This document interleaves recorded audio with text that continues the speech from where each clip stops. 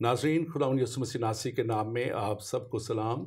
मैं आपका खादम, आपका host reverend doctor Robinson Askar ईमान का सफ़र प्रोग्राम लेके आज फिर आपके सामने हाज़िर हूँ।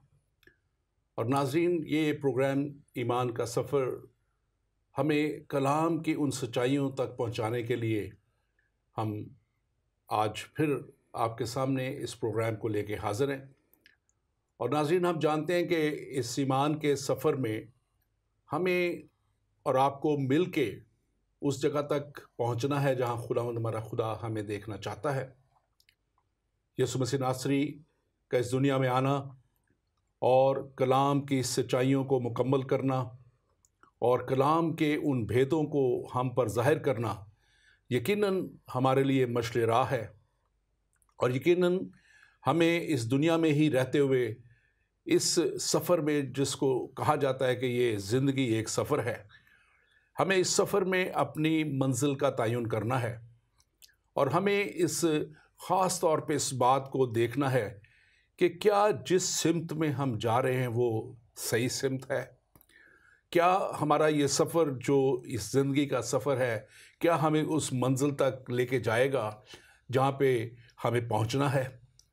और क्या वो मंजिल हमें उस हमेशा की ज़िंदगी तक पहुंचाएगी जहां पे हमें जाना है और जिसके लिए हमें वादा किया गया है और जिसके लिए यीशु मसीह ने अपने आप को सलीब पे कुर्बान कर दिया और जिस कफ़ारे के वसीला से कुल आलम के लिए वो रास्ता तैयार कर दिया गया जो हमेशा की ज़िंदगी का रास्ता है।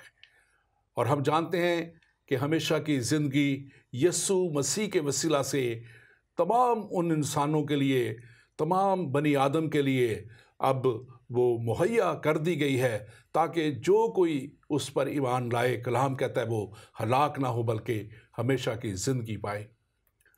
नाज़रीन, बहुत से मज़ाहिब हैं, बहुत से ऐसे फ़िरके हैं, बहुत से दुनिया के ऐसे लोग हैं जो खुदा को जानने के लिए और उस सच्चाई तक पहुंचने के लिए मुख्तलिफ़ मराहिल से गुज़रते हैं, मुख्तलिफ़ मंजिलें तय करते हैं, मुख्तलिफ़ वो सफ़रों पर सफ़र तय करते हैं। और हम इस बात को भी जानते हैं कि बहुत से ऐसे गिरोह, ग्रुप, मज़ाहिब हैं जो खुदा की तलाश में अपना आप मगन कर देते हैं। और कलाम हमें मसीही कलाम भी हमें यही बताता है कि तुम सच्चाई को जानोगे और सच्चाई तुम्हें आज़ाद करेगी। ये सच्चाई यकीनन हमें कलाम मुक़द्दस में यीशु मसीह के वसीला से पूरी होती नज़र आती है। और आज हम इसी सच्चाई के ताल्लुक़ से भी बात करेंगे, लेकिन पहले हम बात करेंगे सूफ़ीज़म के ताल्लुक़ से और इस्लाम के ताल्लुक़ से और मसीहत के ताल्लुक़ से। आज का जो हमारा टॉपिक है वो सूफ़ीज़म के ताल्लुक़ से, फिर इस्लाम में इसकी क्या गुंजाइश है और कैसे इस्लाम में इसका तसव्वुर है, और फिर मसीहत में क्या और कैसे इसे पूरा होता हुआ हम देखते हैं। हम इस ताल्लुक़ से बात करेंगे। लेकिन मैं इस बात के लिए भी ख़ास तौर पे आपको बताना चाहता हूँ कि सूफ़ीज़म का दौर आजकल बहुत से ममालिक में, दुनिया में हम देखते हैं कि इसको मुख्तलिफ़ तरीक़ों से प्रोजेक्ट किया जाता है, बताया जाता है। और आज हम इस पे बात करेंगे और इस पे बात करने के लिए मेरे साथ स्टूडियो में मौजूद है doctor Akhtar Anjeeli. Doctor Akhtar Anjeeli, welcome to the show.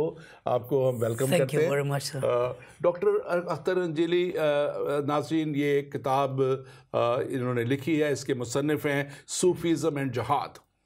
और आज हम इसके ताल्लुक़ से भी बात करेंगे क्योंकि जो एक तसव्वुर दिया जाता है, जो प्रोजेक्शन सूफ़ीज़म के ताल्लुक़ से दी जाती है, वो यही है कि ये नहायत ही एक पुरअमन और ये ऐसी तालीम देता है जो पुरअमन तालीम है और इसमें किसी तरह का कोई वायलेंस नहीं है। और जब मैंने ये किताब देखी सूफ़ीज़म एंड जहाद, तो मेरा जहन भी थोड़ी देर के लिए मैंने इस पे सोचा कि सूफीज़म तो बात सिर्फ दूसरी तरह के वो करते हैं कि खुदा तक रसाई और डूब जाना, और उस जिसको शफाफ भी कहते हैं, अरबी लफ्ज़ इसका सफ़ा है, सफ़ा यानी कि शफाफ, शफाफियत और उस जगह तक पहुंचना जो सच्चाई की जगह है। तो मैंने सोचा कि इसके ऊपर थोड़ी सी तहकीक की जाए, और फिर डॉक्टर अंजलि साहब से मैंने रब्ता किया और इन्होंने इस ताल्लुक़ से बात करने की आज हमारे साथ जो है इन्होंने वक्त निकाला। डॉक्टर अंजलि पेशे के लिहाज से एक मेडिकल डॉक्टर हैं और यहाँ पे लंदन में ये प्रैक्टिस करते हैं, और यहाँ पे ये प्रैक्टिस के साथ साथ खुदा के खादम होते हुए खुदा के कलाम को भी पेश करते हैं। मास्टर्स इन थियोलॉजी इन्होंने की, और इसी मास्टर ऑफ थियोलॉजी में जब लंदन में कर रहे थे तो उनके थीसिस का सब्जेक्ट सूफीज़म एंड जहाद था, और उस पर उन्होंने तहकीक की और फिर एक किताब लिखी। डॉक्टर अंजलि, हम आपको फिर से वेलकम करते हैं आज अपने इस प्रोग्राम में। आप अपने ताल्लुक़ से मज़ीद कुछ बताएं ताकि हमारे नाज़रीन आपको और ज़्यादा जान सकें, जो भी आप सोचते हैं कि आपके ताल्लुक़ से जानना ज़रूरी है। डॉक्टर साहब, आपका बहुत बहुत शुक्रिया। मेरा ख़्याल है आपने मेरे मुतल्लिक़ बहुत कुछ बता दिया है। मैं बाइबल मुक़द्दस की सच्चाइयों का एक अदना सा तालिब इल्म हूँ। पाकिस्तान से मेरा ताल्लुक़ है, और चूँकि जैसे आपने फरमाया कि दुनिया के बहुत से लोग खुदा तक रसाई करने के लिए कोशां हैं, और मसीही लोग भी उसी तरह से खुदावंद तक रसाई करते हैं, और हम उस रास्ते को फॉलो करते हैं क्योंकि खुदावंद यीशु मसीह ने फरमाया राह, हक और ज़िंदगी मैं हूँ। मसीही होते हुए फिर मेरे दिल में ये लगन थी कि हम तो खुदावंद यीशु मसीह को राह, हक और ज़िंदगी मान कर खुदा तक पहुँचते हैं, तो दूसरे लोग किस तरह से खुदा तक रसाई हासिल करते हैं। पाकिस्तान से ताल्लुक़ होने के नाते से, चूँकि वहाँ पर बहुत से ज़्यादा 96-97% मुसलमान लोग हैं, मैं भी उनके मज़हब से बहुत वाक़फ़ था, और फिर मैं ये भी जानता था, पंजाब से मेरा ताल्लुक़ है, कि वहाँ पे सूफियाए कराम का इस्लाम बहुत मशहूर था। तो मैंने सोचा कि मैं इनका मुतालिया करके देखता हूँ कि ये खुदा तक किस तरह से रसाई हासिल करते हैं। उन्हीं दिनों में फिर 9/11 का वाक़या हुआ, तो एक और फैक्टर बीच में आ गया कि जहाद करने वाले खुदा तक कैसे रसाई हासिल करते हैं। तो इस तरह से ये मुख्तलिफ़ टॉपिक्स मेरे ज़हन में बनते गए। जब मैंने अपने थीसिस एडवाइज़र से बात की तो उन्होंने कहा ये बहुत अच्छा टॉपिक है, अगर आप वेस्ट को बता सको कि सूफ़ीज़म और जहाद और क्रिश्चियनिटी इनका आपस में क्या ताल्लुक़ है। नतीजा फिर ये किताब निकली जो 2012 में छपी, बहुत बिकी, GCE पब्लिकेशंस की तरफ से इसको छापा गया और आजकल भी मार्केट में मौजूद है। Thank you very much. और मैं चाहूँगा कि हम इसको स्क्रीन पे भी डिस्प्ले करेंगे कि ये किताब लोग कहाँ से और कैसे हासिल कर सकते हैं। और ये आपकी किताब मैं समझता हूँ बड़ी मुफीद है वो लोग जो इसको समझना चाहते हैं। और मैं चाहूँगा कि आज आप हमें, हमारे नाज़रीन को बताएं कि ये सूफ़ीज़म क्या है, ये इस्तिलाह कहाँ से आई और इसका मतलब क्या है।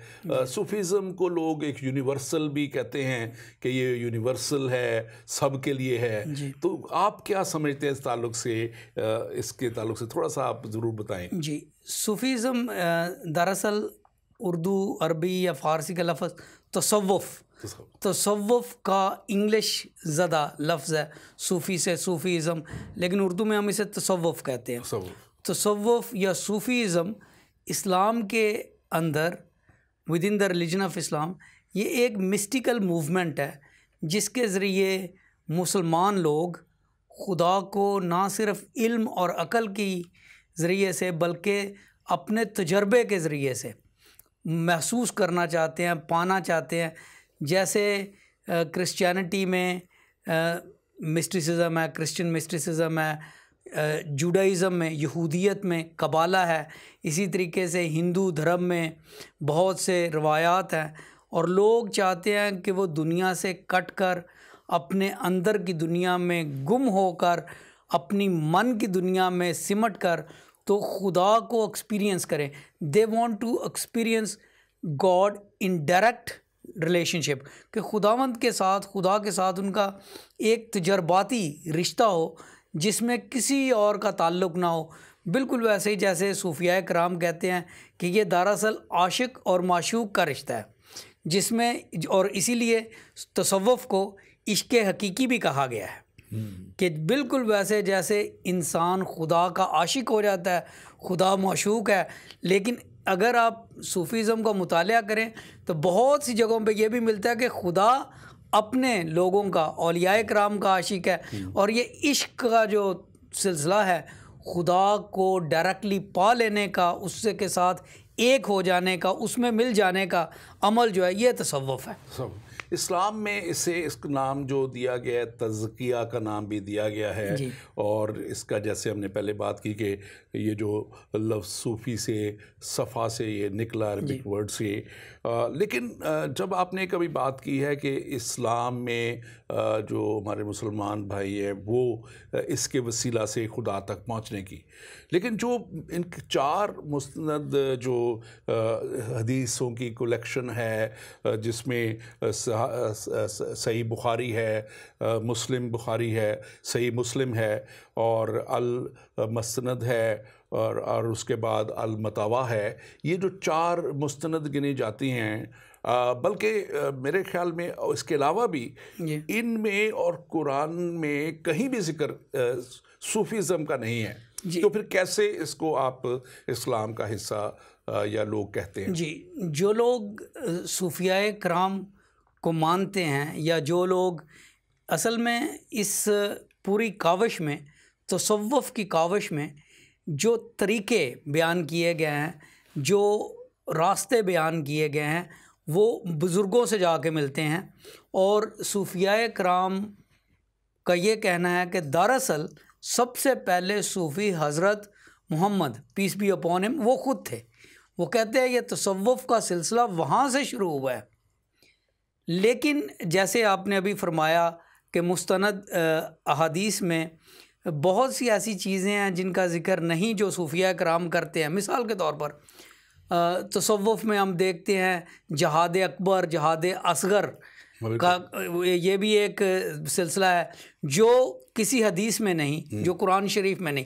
जहाद का जिक्र है लेकिन जहाद असगर, जहाद अकबर का जिक्र नहीं। इसी तरीके से और भी बहुत सी ऐसी प्रैक्टिसेस हैं जिनको सूफिया कराम समझते हैं या उनके मानने वाले समझते हैं कि ये बिल्कुल इस्लामी हैं। मगर जो लोग तसव्वुफ़ और सूफिया कराम को नहीं मानते वो इन्हें बिदअतें कहते हैं। मिसाल के तौर पर कब्रों पे जाना, ठीक है जी, वो कहते हैं ये इस्लाम के बिल्कुल मुखालिफ है। पूजना, कब्रों को पूजना, उन पे चढ़ावे चढ़ाना, उनको दूध से धोना, वो कहते हैं ये कहाँ का इस्लाम है। लेकिन सूफिया कराम में ये सब कुछ है। उसके बाद महलवी सूफ़ी हैं जिन्हें हम वर्ल्डिंग दरवेशेस कहते हैं, उनमें एक डांस का कॉन्सेप्ट है, मिस्टिकल डांस, ट्रांस डांस जिसे कहते हैं। तो वो ट्रांसेंडेंटल स्टेट हासिल करने के लिए वो डांस करते हैं उस वक़्त तक जब उनका जहन इस दुनिया से उठ जाता है और फिर वो वजद की हालत में अपने महबूब से, महबूब इलाही से जा मिलते हैं।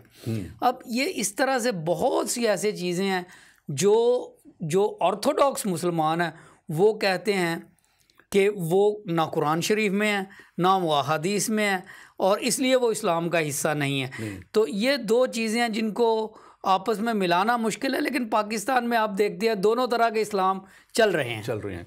और इसमें ख़ास तौर पे जो आप बात कर रहे हैं, क्योंकि जो एक फ़िरका, जो एक तबका जो कि मेजॉरिटी में है, इसको हम कहेंगे, जो इसका मजहबी तौर पे मुखालिफ है, वो जो है इसको वाकई वो प्रूव नहीं करते। लेकिन वो जो आपने बात की कि हमारे लोग क्योंकि तालीम का फुकदान है, इतना नहीं, लेकिन ज़्यादातर लोग इस तरफ माइल हैं, जाते हैं। लेकिन उनका जो मैं समझता हूँ, आप मुझे मुझे इस पे ज़रूर और इनलाइटन कीजिएगा, क्योंकि वो जो एक माहौल नज़र आता है वहाँ दरगाहों पे, और फिर वो जो नशा और दूसरी चीज़ें और वो सारा कुछ जो वहाँ पे बैठे होते हैं, जो मैनेज करने वाले होते हैं या जो उस जगह के सूफ़ी हज़रात कहलाते हैं, उनकी जो एक बॉडी लैंग्वेज है, जो उनका कह लें कि एक रहन सहन है, और फिर वो जो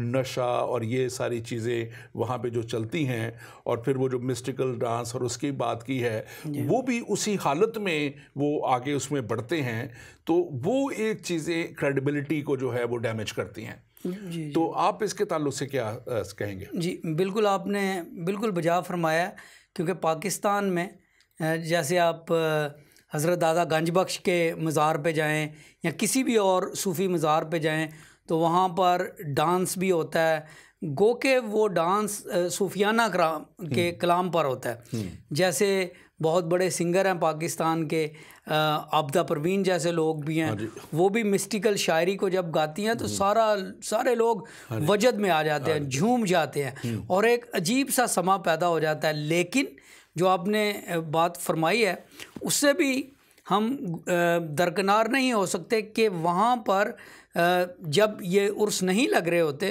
तो जब मुजावर वहाँ पे बैठे होते हैं, वो वहाँ पे भंग घोट रहे होते हैं, पी रहे होते हैं, पिला रहे होते हैं, और इस तरह की चीज़ें जब वहाँ पे होती हैं, यही वजह है कि जो लोग ऑर्थोडॉक्स इस्लाम को मानने वाले हैं वो ऐसी जगहों को, ऐसी दरगाहों को, ऐसे मज़ारों को ना सिर्फ वो ये कि वो पूछते नहीं, वो इनकी सरासर मलामत करते हैं और इनकी मुखालफत करते हैं। हाँ जी, उसकी मैं समझता हूँ कि एक लॉजिकल रीज़न जो नज़र आता है कि हम एक तरफ बात कर रहे हैं प्योरिटी की, जी सूफीज़म, सफ़ा, प्योरिटी और ये सारी चीज़ें, दूसरी तरफ हम उसको बिल्कुल वो एक दूसरा रंग उसका देख रहे हैं जिसमें वो प्योरिटी नहीं है, जिसमें वो और बहुत सी बातें हैं। हमने तो सिर्फ बात उसकी की है, हम ज़्यादा नहीं करना चाहते, जो और बहुत सी वहाँ पे अनएथिकल चीज़ें हो रही होती हैं, और ख़ास तौर पे किरदार के ताल्लुक से भी और दूसरी चीज़ें भी।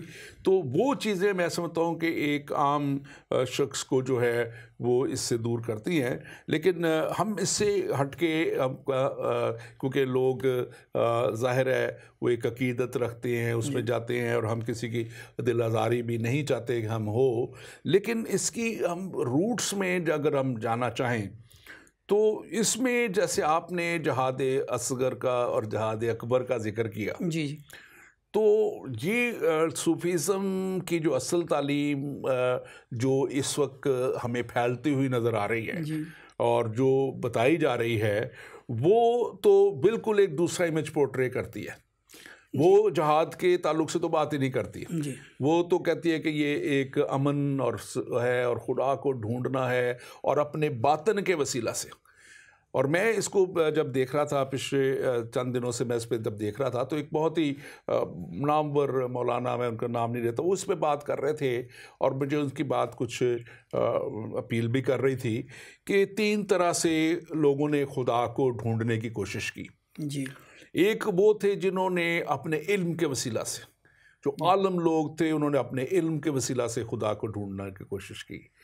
और फिर एक ये सूफीज़म वाला कॉन्सेप्ट है जिन्होंने अपने आप को खुदा के उसमें मगन करके खुदा को ढूंढने की कोशिश की।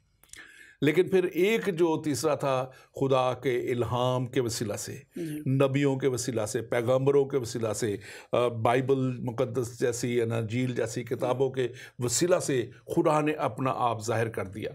तो आप इस ताल्लुक से क्या कहेंगे कि कहाँ पे बैलेंस आपको नज़र आता है? देखें डॉक्टर साहब, आपने बिल्कुल बजा फरमाया कि इल्म का और तसव्वुफ़ का, बेशक सूफिया कराम बहुत बड़े आलम थे, लेकिन उनको इल्म वालों से बड़ी एक तरह से समझ ले कि खिज थी, नफ़रत थी। और एक सूफ़ी हमारे पंजाब के हैं, उनका कहना है, इल्मो बस करी हो यार, सानू इक्को अलफ दरकार, यानी कि हमें सिर्फ अलफ अल्लाह चाहिए और हमें कोई इल्म की ज़रूरत नहीं है।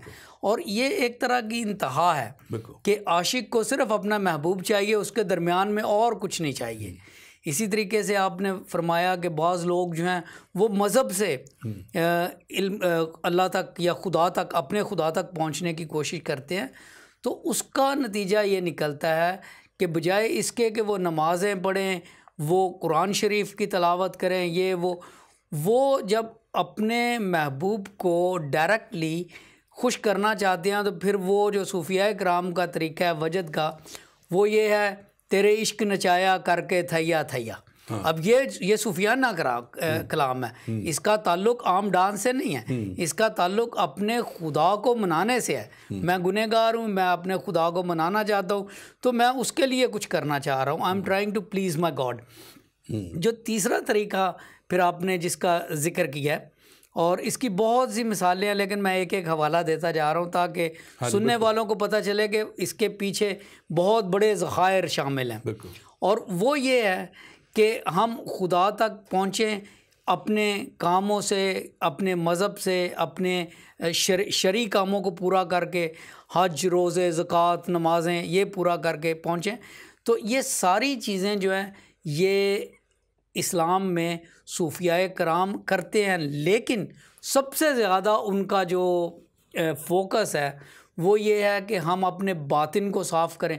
देखें डॉक्टर साहब, बात ये है कि तसव्वुफ़ में हर चीज़ के दो पहलू हैं, एक ज़ाहिरी पहलू है, एक बातनी पहलू है। तो वो कहते हैं जो चीज़ें ज़ाहिरी हैं उनको तो छोड़ ही दो, जो बातिन की बातें हैं हमने उस तरह से करना है। और ये बातिन की वजह से, बातिन की बातों को सही करने की वजह से वो बाज़-औक़ात अपनी सोसाइटी में वो काम नहीं करते जो उनका मज़हब उनसे जिनका तकाज़ा करता है। और फिर यही बात है कि ऑर्थोडॉक्स इस्लाम में और सूफ़ी इस्लाम में ये जो सिलसिला है ये तसादम हो जाता है। मैं इससे पहले कि हम आगे बढ़ें, मैं अपने नाजरीन को कहना चाहता हूँ, आपकी स्क्रीन पे नंबर आ रहे होंगे, आप जहाँ कहीं भी हैं आपके लोकल नंबर्स आ रहे होंगे, पाकिस्तान में, पाकिस्तान के यूके में, अमेरिका के वहाँ से आ रहे होंगे अमेरिका के लोकल नंबर। आप हमें कॉल करें और हम आपके अगर ज़हन में कोई भी इस ताल्लुक़ से सवाल आता है, आप कुछ बात समझना चाहते हैं, करना चाहते हैं, आप ज़रूर हमें कॉल करें और हम आपको ज़रूर जवाब देंगे और बात करेंगे आपसे। और डॉक्टर साहब, जो हम बात कर रहे थे और आप नमाज, रोज़ो और इन सारे जो अरकान हैं इस्लाम में इसकी बात कर रहे थे, लेकिन मैं जहाँ पे कंफ्यूज होता हूँ और मेरी तरह शायद और भी लोग होते होंगे कि एक तरफ ये बात सूफीज़म बात करती है गहराई में जाने की और अपने अंदर से जो खुदा को पा लेने की जो जुस्तजू है उससे, और जबकि तालीमात इस्लाम जो हैं वो नमाज पे और दूसरे अरकान पे बात करती हैं, और हम नमाज में और जो है इसमें क्या कहना चाहिए आपकी जो है इबादत में एक बड़ा डिफरेंट है, क्योंकि नमाज तो वो जो जैसे वो पढ़ते हैं करते हैं वो तो एक रिटन फॉर्म है, दे दी गई, प्रिस्क्राइब्ड है, वो उन्होंने उसको याद कर लिया और जैसे भी है वो उन्होंने कर दी। तो वो तो एक वो है कि उन्होंने जो पढ़ा है उसको पढ़ दिया और अपना वक्त जो किताब उसमें लिखा है करके और चले गए। वेयरएज़ जो एक इबादत है वो एक बड़ी डिफरेंट नौइयत की होती है, जो जिसकी सूफीज़म की बात करता है, जिसकी हम बाद में भी बात जाके करेंगे मसीहत के ताल्लुक से भी। तो वो इबादत है कि खुदा की कुर्बत को हासिल करने के लिए खुदावन के कदमों में बैठ जाना, झुक जाना, टूट जाना, और फिर जैसे आपका एक राबता खुदा से हो जाता है जब उसको करने के लिए जैसे भी आप दिल आपका करता है आप खुल के बात कर सकते हैं जी। आपने वो नहीं जो है प्रिस्क्राइब्ड चीज़ें नहीं पढ़ी नहीं है, तो आप इसके ताल्लुक से क्या कहेंगे? जी बिल्कुल डॉक्टर साहब, ये बिल्कुल इसी नुक्ते ने एक अंग्रेज़ प्रोफेसर थे सर थॉमस आर्नल्ड, इसी नुक्ते ने उन्हें बहुत मुतासर किया था। और ये सर थॉमस आर्नल्ड जो थे ये head of the department of philosophy थे लाहौर गवर्नमेंट कॉलेज में, और डॉक्टर अल्लामा इकबाल उनके तालिब इल्म थे। और डॉक्टर थॉमस आर्नल्ड ने एक किताब भी लिखी है जिसका नाम है द प्रीचिंग ऑफ इस्लाम। और वो जो प्रीचिंग ऑफ इस्लाम है उसमें उन्होंने ये साबित किया है या करने की कोशिश की है कि जो सूफिया कराम हिंदुस्तान में आए, इंडो पाक में आए, उन्होंने इस्लाम को इसी तरह से फैलाया कि वो अपनी अपनी जगहों पे बैठ गए और वो सुबह शाम इबादत करते रहते थे और वहाँ पे लोग आके मुतासर होते थे, वहाँ पे फिर मौजज़े होते थे। लेकिन वो मौजज़े नहीं उन्हें कहते, क्योंकि मौजज़ा नबी करता है, उन्हें करामात कहते हैं। वहाँ पे करामात होती थी और उन करामात के वसीले से फिर इस्लाम जो है वो फैलता गया, उन लोगों की मिसाली किरदार से, उनकी इबादत से। आपने बिल्कुल बजा फरमाया कि ये लोग अक्सर 5 वक्त के नमाजी नहीं होते थे, होते भी थे, लेकिन ये अपनी इबादत में अंदाज में, हाँ, ये अपने अंदाज में ये भूल जाते थे कि नमाज का वक्त क्या है। ये नमाज में ही रहते थे, इबादत में ही रहते थे। जी जी। अब थोड़ी सी मुझे इस बात पे जो आपने जिक्र किया जो है जिहाद अकबर और जिहाद असगर, जी जी, मेरा नाम रॉबिन्सन असगर है, मैं थोड़ा सा रॉबिन्सन असगर, जिहाद असगर नहीं मैं इससे तो थोड़ा सा दिलचस्पी और ज़्यादा मेरी बढ़ गई। सो इसमें आप हमें बताइएगा कि ये क्या जहाद हैं और कहाँ से शुरू हुए। लेकिन इससे पहले कि हम इस पे जाएं, हमारे साथ एक कॉलर हैं। जी कौन और कहाँ से बोल रहे हैं आप? जी डॉक्टर साहब, मैं यूसुफ बात कर रहा हूँ। कैसे हैं आप? खैरियत से हैं? जी मैं ठीक हूँ। जी आप सुनाइए, आप ठीक हैं? जी डॉक्टर साहब, मैं सिर्फ एक छोटी सी राय देना चाह रहा था। आप लोगों का जो प्रोग्राम है वो आप इस वक्त सूफियों पे कर रहे हैं और डॉक्टर अंजलि साहब बैठे हुए हैं जिन्होंने किताब लिखी है। मैं आपके तवज्जुह से अपने नाज़रीन को एक ये बात भी पहुंचाना चाह रहा हूँ कि पादरी अम्मादुद्दीन साहब ने किताब लिखी थी तफ्तीशुल औलिया। ठीक है। वो किताब उन्होंने 1889 में लिखी थी और उस किताब में उन्होंने जो सूफीज़म इस्लाम में उसको उन्होंने इतना खूबसूरत डिस्कस किया है कि जो बयान से बाहर है। और मैं ज़रूर चाहूँगा कि आपके जो प्रोग्राम के जो व्यूवर्स हैं वो ज़रूर उस किताब को हासिल कर सकते हैं। वेबसाइट है एक nur.com और वहाँ पे वो किताब अवेलेबल है। उस किताब का नाम है तफ्तीशुल औलिया और उन्होंने बताया है कि इस्लाम में सूफीज़म कैसे आई और इस्लाम में सूफी जो है वो कलंदर कैसे बनते हैं। जब सूफी अपनी एक मेराज पे पहुंच जाता है तब जाके वो कलंदर बनता है। तो इतना खूबसूरत बयान किया और एंड में आके उन्होंने सिर्फ एक बात बोली है हमारे मुसलमान भाइयों को, और वो कहते हैं कि ऐ तू जो सोता है जाग और मुर्दों में से उठ के मसीह तुझे रोशन करेगा। आमीन आमीन। Thank you very much. जरूर आपके तवज्जुह से प्रोग्राम के जरिए लोगों को बताएं कि तफ्तीशुल औलिया का लाजम मुताला करें।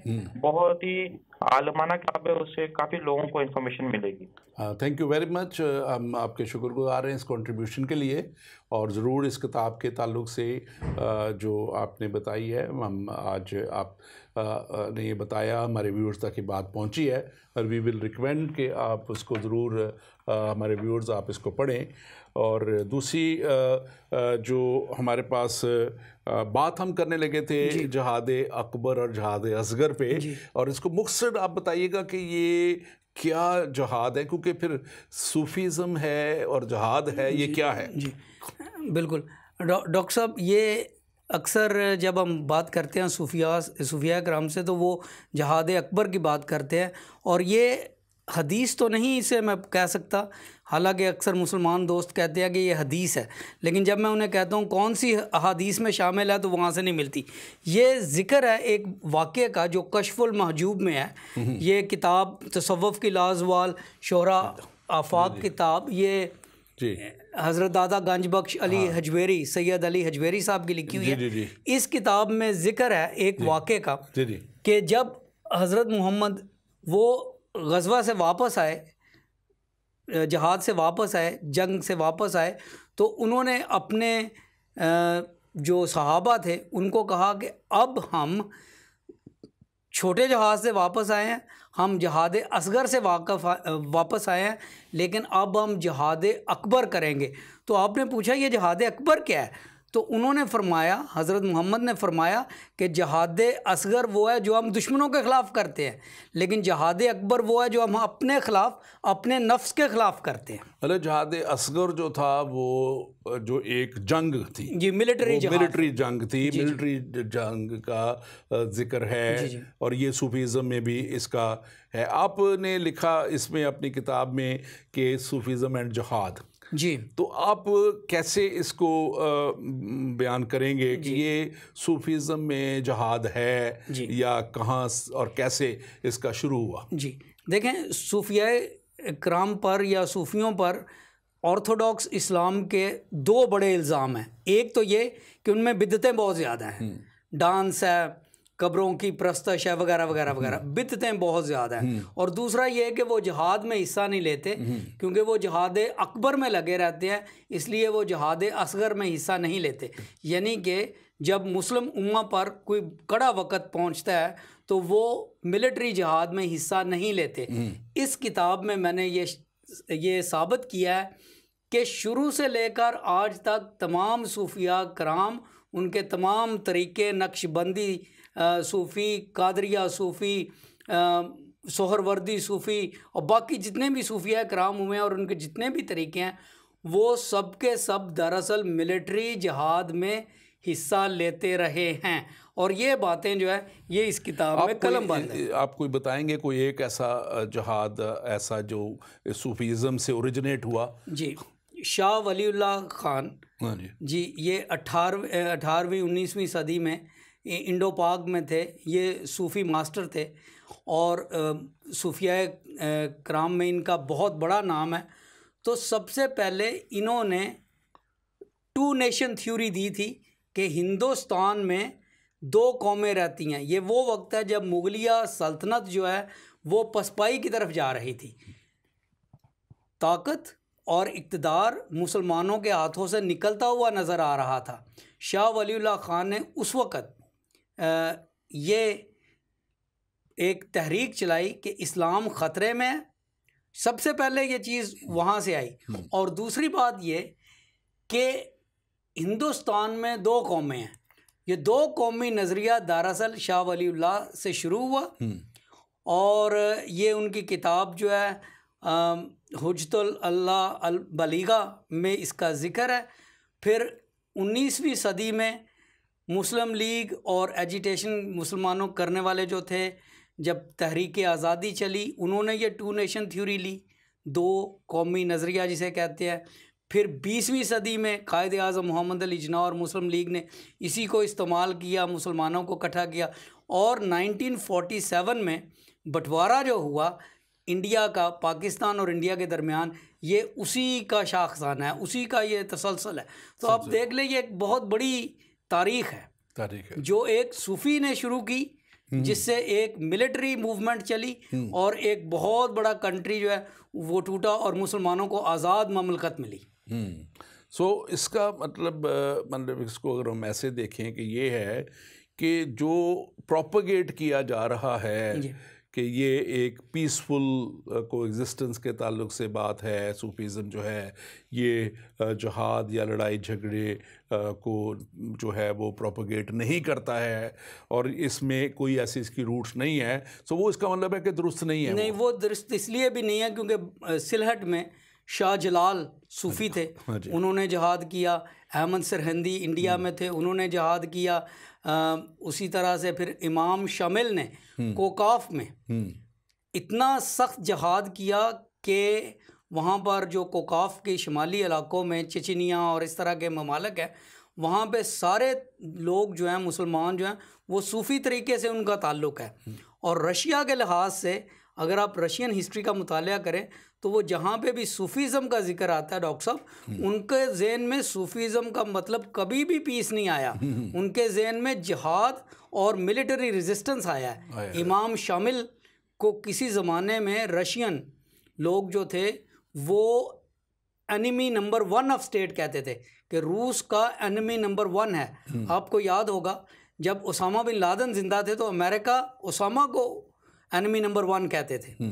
तो ये इस तरह से एक सिलसिला था जिसमें इमाम शामिल ने और उस तरह से उन्हें इमाम शामिल को दरअसल शेर दागिस्तान भी कहा जाता था, क्योंकि आपने वहाँ पे एक इमामत कायम की, इस्लाम की शरीयत का नफाज किया। और रशियन लोगों के लिए सूफिया कराम और जो इनके फॉलोअर्स हैं कोकाफ में, वो तो दे वर ऑलवेज मिलिटेंट्स। और आज भी वहाँ पे अगर आप किसी रशियन हिस्टोरियन से बात करें तो वो सूफिया को हमेशा मिलिटेंसी के साथ जानते हैं। जी, ये मिलिटेंसी का जो है ये तो एक आपने बताया, जो मेरी एक स्टडी इसके ताल्लुक से है कि जो इन्होंने इसका स्पिरिचुअल एस्पेक्ट जो इन्होंने इसका कैच किया, वो इजिप्ट से, सीरिया से, अपना हमारा जो मेसोपोटामिया से जो था, वहाँ पे जो क्रिश्चियन मॉन्क्स जाते थे, जी जी, जो उस दौर में एक वो भी एक ख्याल रखते थे इस चीज़ का कि हमें दुनिया से अलहदा, हालांकि क्रिश्चियनिटी ये नहीं सिखाती, क्रिश्चियनिटी इस ताल्लुक से बिल्कुल प्रोपेगेट नहीं करती, बल्कि मसीहत ये कहती है कि दुनिया से हमें जो है बातनी तौर पे जो है वो जो है दूर रहना चाहिए, लेकिन हमें वहाँ पे उनके साथ, लेकिन जो फिज़िकल है वो उसमें हमें वहाँ पे होना है। और मैं इसको हमेशा ऐसे कहता हूँ कि खुदा जो है, जब हम इसको क्रिश्चियनिटी के पॉइंट ऑफ व्यू से देखते हैं कि एक ऐसी सोसाइटी में से जहाँ पे गुनाह है, बदी है, नापाकी है, नाराज़गी है, एक शख्स को वहाँ से लेता है, उसको चुनता है, जो तौबा करके उसके पास आ जाता है, उसको वो पाक करता है, साफ़ करता है, और फिर उसी को वापस उसी जगह पे अपने नुमाइंदे के तौर पे एक जो है रिप्रेजेंटेटिव के तौर पे वहीं रखता है, भेजता है, और ताकि उसकी उस जगह पे गवाही हो। सो ये मैं समझता हूँ कि उस वक्त ये जो मॉन्क्स थे, क्रिश्चियन मॉन्क्स थे, जो इजिप्ट में, सीरिया में, मेसोपोटामिया में, वो जब अलहदगी में जाके अपनी रियाजत करते थे वहाँ से, तो उस वक्त के जो इर्द गिर्द के लोग उस वक्त जो मुस्लिम फेथ में आए, उन्होंने इसको कैच किया वहाँ से। और आपकी इसकी क्या बताती है इन्वेस्टिगेशन? इसके ऊपर बहुत सी स्टडीज़ हुई हैं, और जनाब इस किताब का तारफ़ लिखा था जनाब रेवरेंड डॉक्टर माइकल नज़ीर अली ने। जी। उन्होंने भी इसका जिक्र किया है, और बहुत से लोगों ने जिन्होंने मुताला किया कि क्रिश्चियन मंक्स और इसी तरीके से बुद्धिस्ट मंक्स और हिंदू दीन से यहाँ तक कि यहूदी कबाला ट्रेडिशन जो है, mystic tradition in Judaism is called Kabbalah, और मडोना जो अमेरिका की बहुत बड़ी सिंगर है, वो उससे मुतासर है।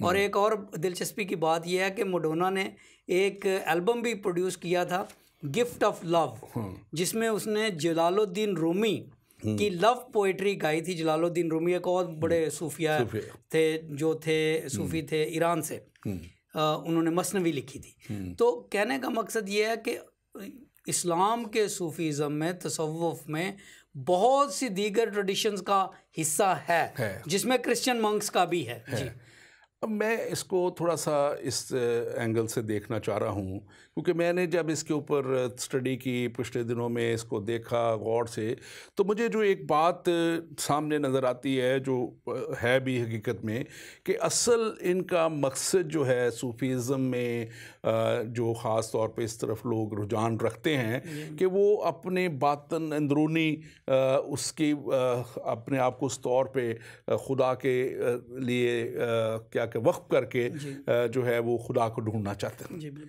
और क्रिश्चियनिटी जो है वो तो इससे भी बहुत 100 साल पहले आ चुकी थी, और उसका वजूद था, और उससे भी बहुत से 100 साल पहले अगर आप पीछे चले जाएं, एक सदी पहले चले जाएं, तो हज़रत दाऊद जो हैं वो फरमाते हैं, अब ज़रा मैं इसको पढ़ना चाहूँगा, वो ज़बूर जो हैं उसमें 139 में 15 से 17 आयत तक यहाँ पे लिखा है। वो कहते हैं कि जब खुदा से बात करते हुए कहते हैं कि जब मैं पोशीदगी में बन रहा था और मैं ज़मीन के असफल में अजीब तौर पे मुरतब हो रहा था, तो मेरा कालिब तुझसे छुपा ना था, और तेरी आंखों ने मेरे बेतरतीब मादा को देखा। और वो यहाँ बयान करते हैं अगली उसकी आयत में कि आए खुदा तेरे ख्याल मेरे लिए कैसे ही बेशबहा। और वो अगली उसकी इसी ज़बूर की 23वीं आयत में वो कहते हैं कि आए खुदा तू मुझे जांच और मेरे दिल की को पहचान, मुझे आज़मा और मेरे ख्यालों को जान ले। और 24वीं आयत में लिखते हैं और देख के मुझ में कोई बुरी रविश तो नहीं, मुझे अबदी राह पर ले चल। बिल्कुल डॉक्टर साहब, ये बिल्कुल आपने जो ज़बूर की आयात मुबारक पढ़ी, ये बड़ी खूबसूरत है, क्योंकि मेरा मुतालिया सूफ़ीज़म से ये इस तरफ लेके जाता है कि बेशक सूफ़ी लोग कितनी भी रियाजत करें, वो अपने आप में वो उनको जो खुशी या सदाकत का यकीन है वो नहीं होता। पंजाब के एक बहुत मशहूर सूफ़ी हैं, उनका कहता है कि काली मेरी कमली, काली मेरी कमली और मन में पाप ही पाप, लोग कहें दरवेश मुझे, मैं जानूं अपना आप, मैं जानूं अपना आप। यानी कि मैं अंदर से पापी हूँ, चाहे लोगों की नज़र में मैं दरवेश बन गया हूँ। बात दरअसल ये है कि हम अपनी रियाजत से, एक मसीही होते हुए मैं इस बात का यकीन रखता हूँ कि हम अपनी रियाजत से खुदा को कबूल होने वाली पाकीज़गी हासिल नहीं कर सकते। मैं इसी बात की तरफ आ रहा था कि जब ये आखिरी आयत ख़ास तौर पे जो मैंने पढ़ी है, वो उसमें खुदा का बंदा कह रहा है, ज़बूर नवीस कह रहे हैं कि मुझे अबदी राह में ले चल। ये उसने आरज़ू अपनी एक तमन्ना खुदा के ज़ूर में रखी है, और खुदा जो है वो गो के वो कहता है कि तूने मुझे बनाया है, तूने मुझे सब कुछ बनते हुए, मेरे माता को जब मैं बन रहा था सब कुछ देखा है, लेकिन तू मुझे अबदी, जो कि खुदा के साथ कितना उसका क्लोज रब्ता था, लेकिन वो भी अबदी राह के लिए बात कर रहा है। और मैं आज जो ख़ास तौर पे एक खुशखबरी का पैगाम अपने उन सारे बहन भाइयों को, अजीज़ों को जो शायद सूफीज़म में या इस तरह के और बहुत सी जगहों पे ढूंढते फिर रहे हैं खुदा को, यीशु मसीह का आ जाना, यीशु मसीह का इस दुनिया में आके उस राह को मुकम्मल कर देना, तैयार कर देना। क्योंकि खुदावंद हमारे खुदा के ताल्लुक़ से लिखा है कि वो हमेशा की ज़िंदगी देने के लिए उसने यीशु मसीह को भेजा, और यीशु मसीह ने खुद फरमाया था कि वो तंग रास्ते से तुम्हें गुज़रना है, और वो तंग रास्ता यही है कि हमें दुनिया के ऊपर और दुनिया की ख्वाहिशों के ऊपर गालिब आके उस तौर पे जो है ज़िंदगी गुजारनी है कि हम उस जगह तक पहुंच जाएं जहां खुदावंद हमारा खुदा मौजूद है। डॉक्टर साहब, आप कुछ कहना चाह रहे हैं? मैं बिल्कुल सिर्फ ये अर्ज़ करना चाहता हूँ कि एक इंसान होते हुए मुझे किसी हिंदू पर, किसी सिख पर, किसी मुसलमान पर, किसी सूफ़ी पर कोई फ़ौक़ियत हासिल नहीं। मैं भी गुनहगार हूँ, वो भी गुनहगार है। मसीही गुनहगार में और बाकी हम सब जो नए इंसान के लोग हैं, हम सब जो इंसानी नस्ल के बच्चे हैं, बेटे बेटियां हैं, सिर्फ फ़र्क इतना है कि वो भी रास्तबाजी के प्यासे हैं, भूखे हैं, मैं भी रास्तबाजी का भूखा और प्यासा हूँ।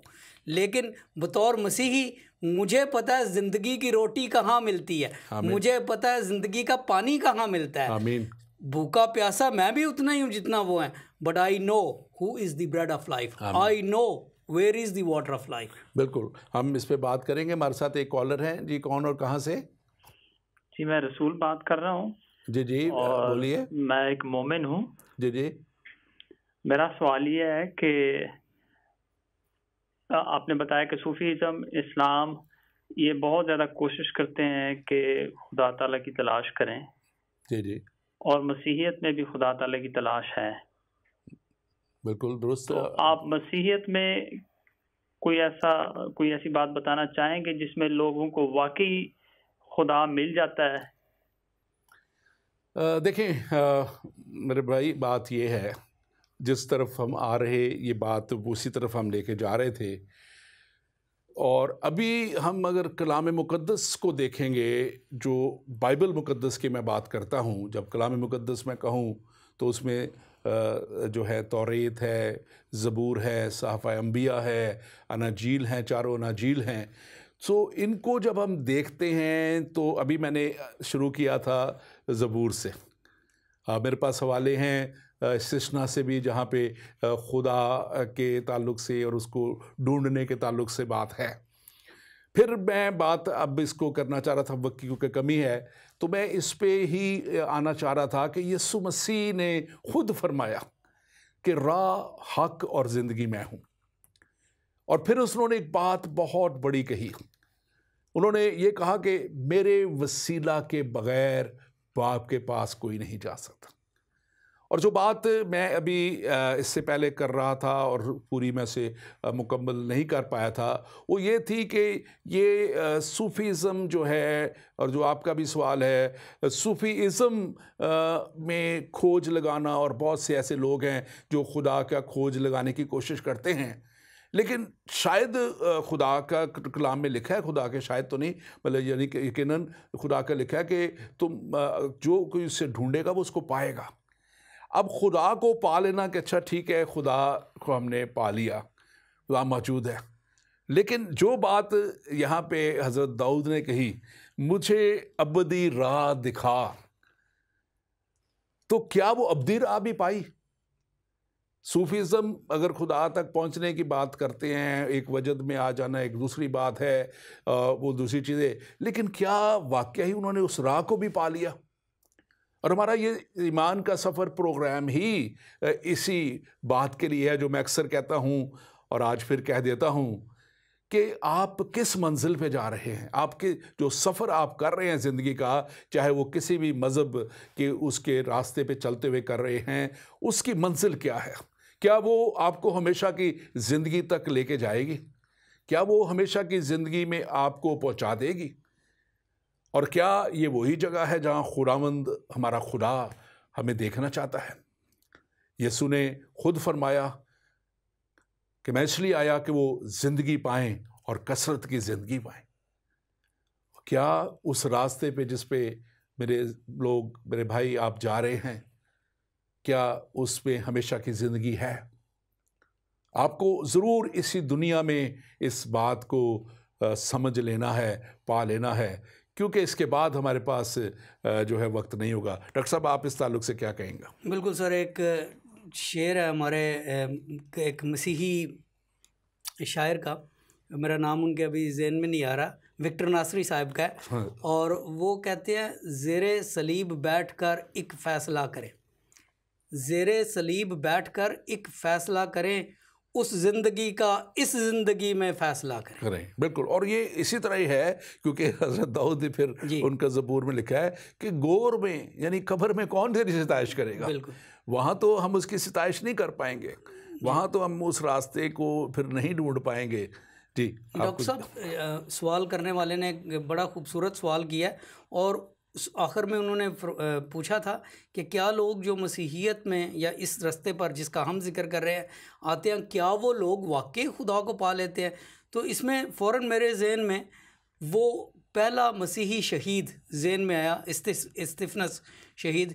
जब उनको पथराव किया जा रहा था तो उनकी गवाही क्या थी कि ही कुड सी हेवन, वो देख रहे थे कि उनके लिए आसमान खुल गया, और उन्होंने उस वक़्त भी अपने ईमान से इनकार नहीं किया। बेशक पत्थरों की बारिश हो रही थी, उस वक़्त से लेकर कितने मसीही अपने ईमान में जो मरे हैं, और वो जब भी इस कठिन वक़्त में से गुज़र रहे होते हैं, अपना ये मट्टी का लबादा उतार रहे होते हैं, जब उनकी रूहें आज़ाद हो रही होती हैं, तो दे फील वेरी पीसफुल। और वो आपने जिक्र किया स्तिफनस शहीद, जो पहले शहीद मसीहत के उस दौर में इमीडिएटली जब मसीह के वो सारी प्रचार शुरू हुआ था मसीहत का, तो वो कहते हैं, मैं अल्फाज वो जो बाइबल में अंजील में लिखे हैं कि मैं आसमान को खुला हुआ और मसीह को खुदा बाप के दाहिने खड़ा हुआ देखता हूँ।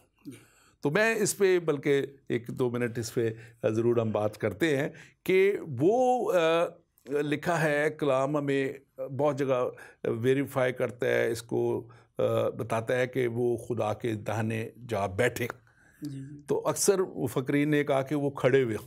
तो ये वो ऑनर है जो खुदा फिर देता है, जो उसके पास अपनी दौड़ को मुकम्मल करके उस तरह कलाम की राह पर चलते हुए, और ख़ास तौर पे स्तिफनस की तरह शहादत का रुतबा वो जो ले लेते हैं। तो यीशु मसीह आसमानों में उस जगह पे जिसको दुनिया जन्नत कहती है, फिरदौस कहती है, हम उसको खुदा की हजूरी की जगह कहते हैं, वहाँ पे वो उनको खड़े होकर उनका इस्तकबाल करता है।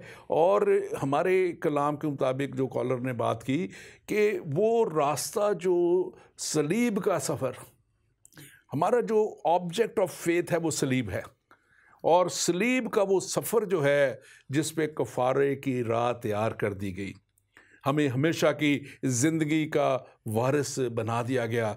जो भी उस रास्ते पे चलता वो उस हमेशा की ज़िंदगी पे यकीनन पहुंच जाता है। और मेरा ईमान है कि हमारे कॉलर ने ज़रूर इससे सीखा होगा और समझ लिया होगा। आप मुझे थोड़ा सा इस ताल्लुक़ से ज़रूर बताएं कि ये जो कसरत की ज़िंदगी है ये क्या है, ताकि हमारे इस व्यूअर जो हैं इसको समझ सकें और हमारे व्यूअर्स कैसे इसको हासिल कर सकते हैं। बिल्कुल, देखें कसरत की ज़िंदगी डॉक्टर साहब ये एक ऐसा कॉन्सेप्ट है जिसको हम, जो चीज़ लिमिटलेस है, हम लिमिटेड लोग उसको नहीं समझ सकते। मिसाल के तौर पर इब्तिदा से पहले क्या था, इंतहा के बाद क्या होगा, हम ये नहीं समझ सकते। इसलिए क्योंकि हमारी ज़िंदगियां मुक़य्यद हैं चंद सालों में। अगर आप यकीनन मुझसे पूछें कि 50 साल क्या होते हैं तो शायद मैं आपको बता सकूं। अगर आप मुझसे पूछें कि 1000 साल क्या होते हैं तो मैं उसका अक़ली या इल्मी जवाब तो दे सकता हूं, लेकिन एक्सपीरियंशली तजर्बाती हल मैं उसका नहीं बता सकता, क्योंकि मैंने 1000 साल देखे नहीं हैं। इसीलिए जब हम ज़िंदगी की बात करते हैं तो अक्सर हम ज़िंदगी के उन सालों की बात करते हैं जिनका हमें तजर्बा है। ज़िंदगी की खुशियों की बात करते हैं, जन्नत की बात करते हैं, हम उन चीज़ों की बात करते हैं जिनका हमें तजर्बा है। कसरत की ज़िंदगी ऐसी ज़िंदगी है जो हमेशा खुदावंद की मौजूदगी में होगी, पाकीज़गी की ज़िंदगी होगी, जिसका कोई इंजाम या कोई इंतहा नहीं है। It is eternity. और बिल्कुल वैसे ही है जैसे आप किसी बच्चे को कहें कि सबसे बड़ा नंबर आपके जहन में क्या आता है, वो कहेगा 1000, कोई जमा इसमें एक और 1000 कर लो, करते करते आप लाख 10 लाख जो भी नंबर बना लें आप, गए आप इसको भी डबल कर दो, तो ये एक अनइमेजिनेबल थॉट है। बिल्कुल। और देखें उसकी, और दूसरा इसका बहुत अहम पहलू मैं समझता हूँ कि हमें अपने व्यूअर तक पहुँचाना बहुत ज़रूरी है कि जब हम मसीह में आ जाते हैं और हमेशा की ज़िंदगी के उस सफ़र पे हम अपना सफ़र शुरू कर लेते हैं, तो यकीनन मसीह ने एक वादा किया था जी, और वो वादा था कि मैं जाता हूँ और तुम्हारे लिए दूसरा मददगार भेजता हूँ जी बिल्कुल। और ये दूसरा मददगार अक्सर इसको गलत कोट कर देते हैं, लेकिन इसमें पूरी आयत में लिखा हुआ है कि जो अब तक तुम्हारे साथ रहेगा। बिल्कुल। तो जो अब तक हमारे साथ है वो खुदा का पाक रूह है, और यीशु मसीह ने खुदा के पाक रूह का जिक्र किया था, और खुदा का पाक रूह फिर हमारे साथ हो जाता है, और खुदा का पाक रूह हमारी मदद करता है, हमारे साथ साथ रहता है, हमारी रहनुमाई करता है। और इसको जब हम इस देखते हैं इफ्सियों के जो ख़त में पालूस रसूल कहते हैं 8वें बाब 14वीं आयत में लिखा है, इसलिए जितने खुदा की रूह की हदायत से चलते हैं वो ही खुदा के बेटे हैं। तो ये एक बहुत बड़ा रुतबा भी साथ मिल गया कि जो रूह की हदायत से, जो हमारे कॉलर बात कर रहे थे कि क्या गारंटी है, क्या वाकई पहुँचते हैं, तो वो एक गारंटी ही नहीं बल्कि यहाँ पे कलाम हमें बड़े वाज़ेह तौर पे बता रहा है कि जितने खुदा की रूह की हदायत से चलते हैं, यानी कि मसीह के उस कलाम पे चलते हुए अब उस पाक रूह को जब हासिल कर लेते हैं, खुदा का रूह हमारे अंदर आ जाता है, जब उसको हम कबूल कर लेते हैं, और पाक रूह जो है फिर मदद करता है, रहनुमाई करता है, लिखा है वही खुदा के बेटे कहलाएंगे।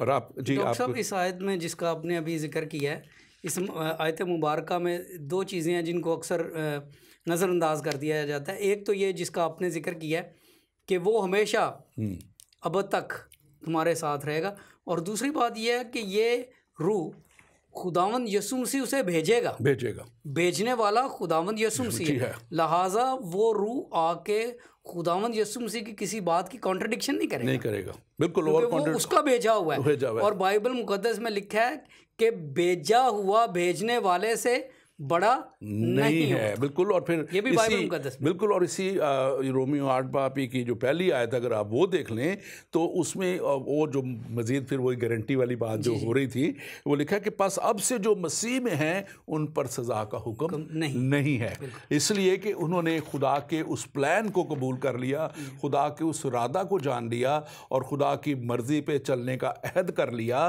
तो यही मैं अपने उन अजीज़ों को, अपने भाइयों को जो सूफीज़म में या इस तरह की और किसी भी खोज में हैं खुदा की, तो खुदा का वादा बाइबल मुकद्दस में मौजूद है, खुदा का वादा अंजील मुकद्दस में पूरा हो चुका है, और उसके वसीला से अब हम उस हमेशा की ज़िंदगी में शामिल कर दिए गए हैं। लेकिन वो जो उसकी मर्ज़ी पे चलते हैं, वो जो उसके साथ साथ चलते हैं। और रोमियो 8 बाब इसी में लिखा हुआ है, 8वीं और 9वीं आयत में बड़े वाज़ेह तौर पे, और जो जिस्मानी हैं वो खुदा को खुश नहीं कर सकते। बिल्कुल। तो हम अगर जिस्मानियत की बात करते हैं कि अपने अंदर से एक मूवमेंट में हासिल कर लें, तो वो खुदा को लिखा है वो खुश नहीं कर सकते। लेकिन फिर आगे इसी आयत में लिखा है, लेकिन तुम जिस्मानी नहीं बल्कि रूहानी हो, बशर्ते के खुदा का रूह तुम में बसा हुआ है।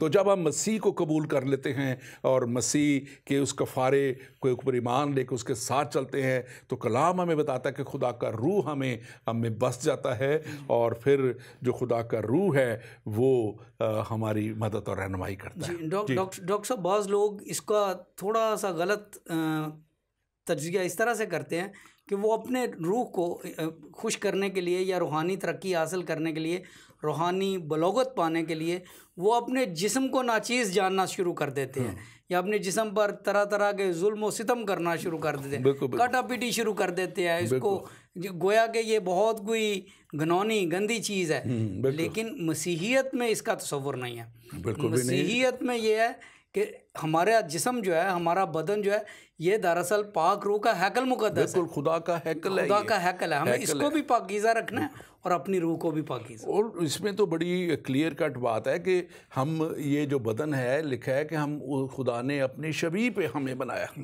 और फिर उसने अपनी खूबियाँ हमें दी है, तो खूबियाँ इसी बदन में हमें दी हुई हैं। सो ये किसी भी तरह काबिल मज़म्मत नहीं है, किसी भी तरह इसको पैदल चला चला के, पत्थरों पे चल चल के वो करने का इसका कोई फ़ायदा नहीं है। फ़ायदा इस बात का है कि हम उसको जानें, उसको पहचानें, उसके कलाम को जानें, उसके कलाम को पहचानें। और लिखा है कलाम मुक़द्दस में, पहला कुरिन्थियों 2 बाब 9वीं और 10वीं आयत में, जो चीज़ें ना आँखों ने देखी, ना कानों ने सुनी, ना आदमी के दिल में आई, वो सब खुदा ने अपने मोहब्बत रखने वालों के लिए तैयार कर दी। आमीन आमीन आमीन हालेलुया। डॉक्टर साहब, इस बात पे मैं एक छोटा सा जिक्र करना चाहता हूँ कि ये हमारे पास वक्त थोड़ा है, लेकिन यहाँ पे लिखा है कि खुदा ने हमारे लिए जो चीज़ें तैयार की हैं वो ना कानों ने सुनी है, ना आँखों ने देखी हैं। बाज़ लोग जन्नत की बड़ी अजीब व गरीब तस्वीर पेश करते हैं और वो उन्हीं चीज़ों को बढ़ा चढ़ा कर पेश करते हैं जो कानों ने सुनी है, जो आंखों ने देखी हैं, जो जुबान ने चखी हैं, और वो उसी को वो और बढ़ा देते हैं और कहते हैं जन्नत में ये चीज़ें बढ़कर मिलेंगी, लेकिन वो नहीं है। वो हमारे पास आज जब वक्त नहीं रहा, इस पर थोड़ा सा वक्त है, चले हम 1 मिनट में बात कर लेते हैं कि वो इन चीज़ों का लालच दे दे के तैयार करते हैं जहाद के लिए और दूसरी चीज़ों के लिए कि फटाफट पहुँचो, ये चीज़ें तुम्हारा इंतज़ार कर रही हैं। और ये चीज़ें हैं, मैं अभी हमारे एक मुस्लिम स्कॉलर ही बहुत बड़े उनके से सुन रहा था आते वक्त, तो वो यही कह रहे थे कि उनको हूरों का और ये और वो दे दे के जो है झांसा तो उनको पहुँचाया जाता है जल्दी से जल्दी। हालांकि कलाम ऐसा नहीं कहता, लेकिन मैं समझता हूँ कि हमें आज बड़े वाज़ेह तौर पे कलाम से हम इस बात को देख चुके हैं कि सूफ़ीज़म या दूसरा कोई भी इज़म नहीं, बल्कि यीशु मसीह पे ईमान ले आना ही हमें हमेशा की ज़िंदगी तक ले जाएगा, हमें खुदा के पास ले जाएगा, और फिर हम उस हमेशा की ज़िंदगी को हासिल करेंगे। Thank you very much doctor Anjali साहब, thank you very much for having me and you welcome. आपका बहुत शुक्रिया, आपकी किताब के लिए भी हम शुक्रगुजार हैं। और नाज़रीन, खुदा का कलाम बड़े वाज़ेह तौर पे कहता है, पहला कुरिन्थियों 1 बाब उसकी 18वीं आयत में लिखा है, क्योंकि सलीब का पैगाम हलाक होने वालों के लिए नज़दीक तो बेवकूफ़ी है, लेकिन हम निजात पा लेने वालों के नज़दीक खुदा की कुदरत है। और यकीनन अगर आप खुदा की कुदरत को देखना चाहते हैं तो सलीब का पैगाम आज आपके लिए है। आज आप सलीब के पैगाम को अगर आप अपने अंदर ले लेंगे तो आप खुदा की कुदरत को भी देख लेंगे, आप खुदा की क़ुव्वत को भी देख लेंगे, आप खुदा की हुज़ूरी को भी अपने अंदर देख लेंगे। फिर आपको किसी भी तरह किसी वो मिस्टिकल वेज में खुदा को ढूंढने की ज़रूरत नहीं रहेगी। फिर खुदा का कलाम खुद आपकी मदद और रहनुमाई करेगा, और यही सलीब का पैगाम आपके लिए हमेशा की ज़िंदगी बन जाएगा। और ये हमेशा की ज़िंदगी जो है आपको हलाकत में नहीं बल्कि उस जगह तक ले जाएगी जहाँ पे खुदावंद हमारा खुदा मौजूद है, उसकी कुदरत मौजूद है, और वो आपको हमेशा की ज़िंदगी में शामिल करने के लिए मौजूद है। लेकिन क्या आप इसके लिए तैयार हैं? यीशु मसीह नासरी इसलिए आया कि हम सब ज़िंदगी पाएँ और कसरत की ज़िंदगी पाएँ। क्या आप कसरत की ज़िंदगी पाना चाहते हैं? अगर चाहते हैं तो यीशु मसीह को जानें और उसके कदमों में आ जाएं। खुदावंद आपके साथ हो।